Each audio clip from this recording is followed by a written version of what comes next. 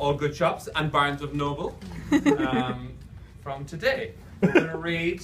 We're going to read chapter 12, so everyone take out your books. Okay. You can read along. We apologize for the spelling.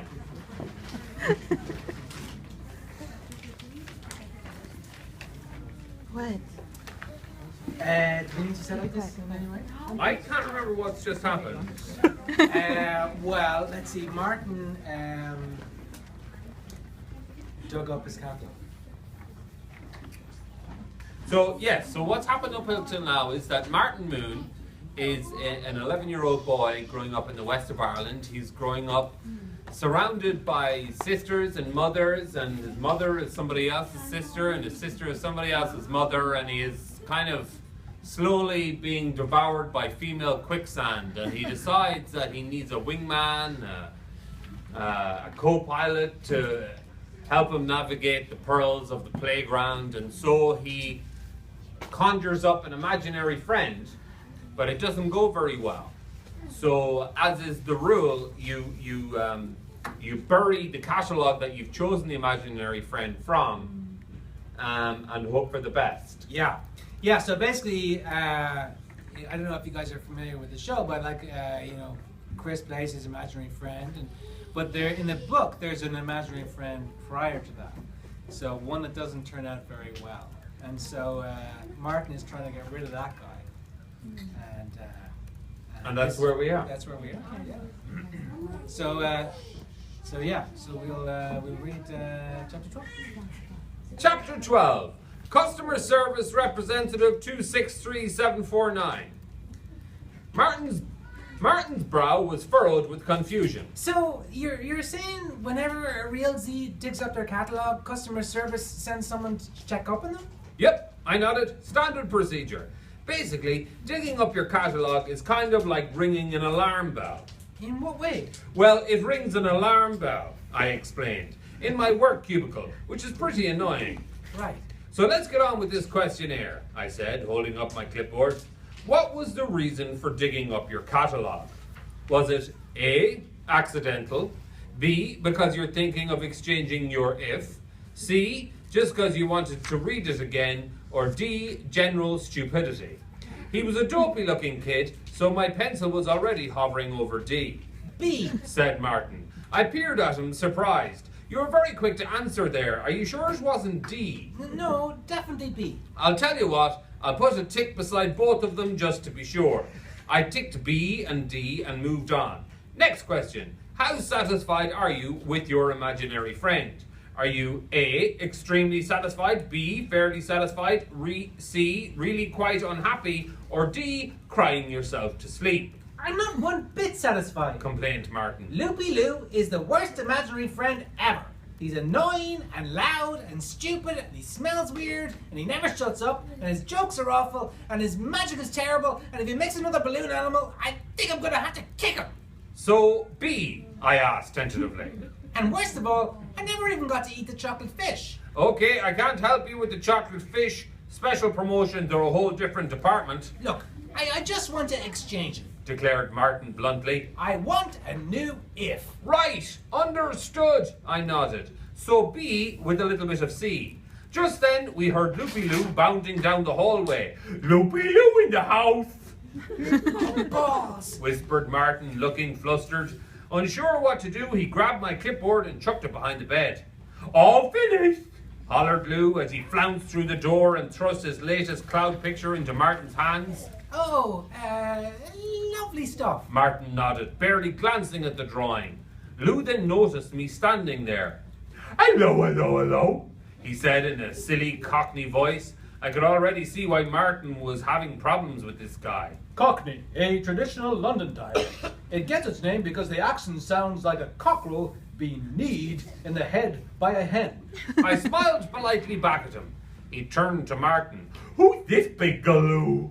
Martin's face reddened, unsure how to explain. He's, I shuffled my feet uncomfortably. Well, this is awkward. He's, Martin continued, but he was clearly not the greatest of liars, so I tried to help him out. I'm just here on business from, Customer service! Martin blurted out, accidentally telling the truth. Lou looked at me, a little concerned now.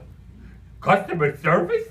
Loopy Lou isn't in trouble, I hopes. No, I assured him. I'm just checking to see how customers are appreciating the new font in the catalogue. That's right. We're doing a font questionnaire. Nodded Martin. Oh, said Lou. Where is it? I threw it behind the bed. Explained Martin. Idiot. Want me to fetch it for you, Moo Moo? No, that's okay. Do you know what would be great, Lou? I said, stepping in. All this fun talk is making us pretty thirsty. Any chance you could head out and get us a nice glass of, Milk!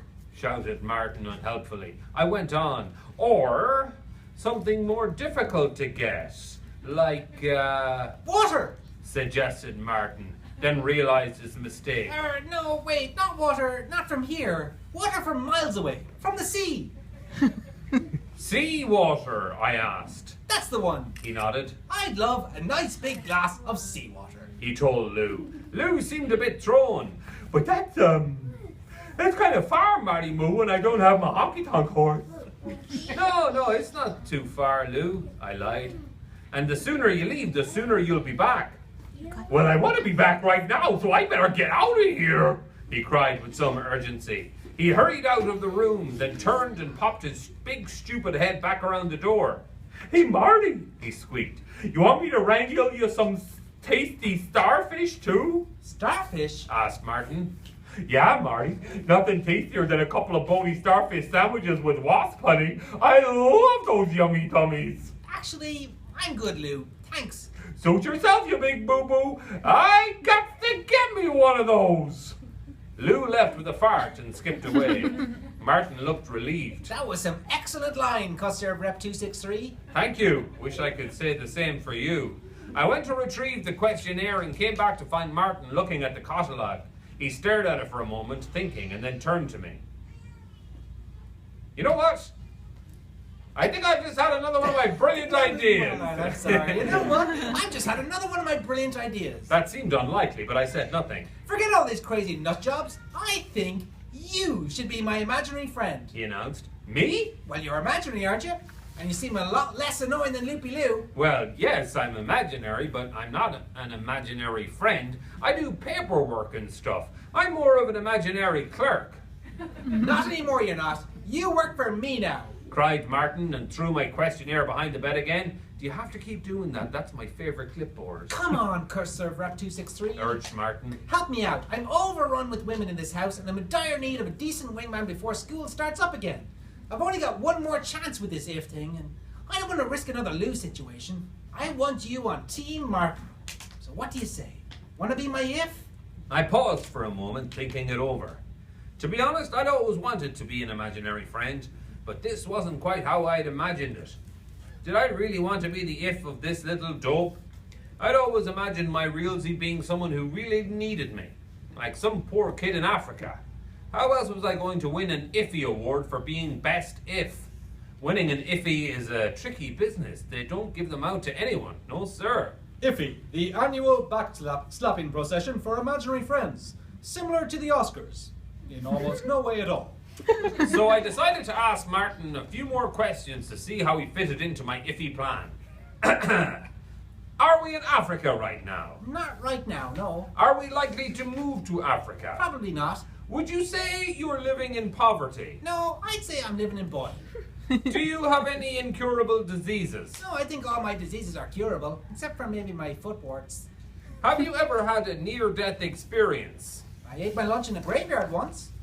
I'm not going to lie, I was a little underwhelmed by the Moone Boy. He really didn't strike me as Iffy material. On the other hand, maybe this could be a kind of stepping stone to getting me out of customer service. I mulled it over a bit more, and then finally gave him a smile. All right, Martin. Actually, are you totally committed to the name Martin? Well, it's written on most of my underpants. Replied the child, worried. Okay, well, what the heck? Let's do this. Martin smiled happily. That's the best news I've heard today. Wait, what day is today?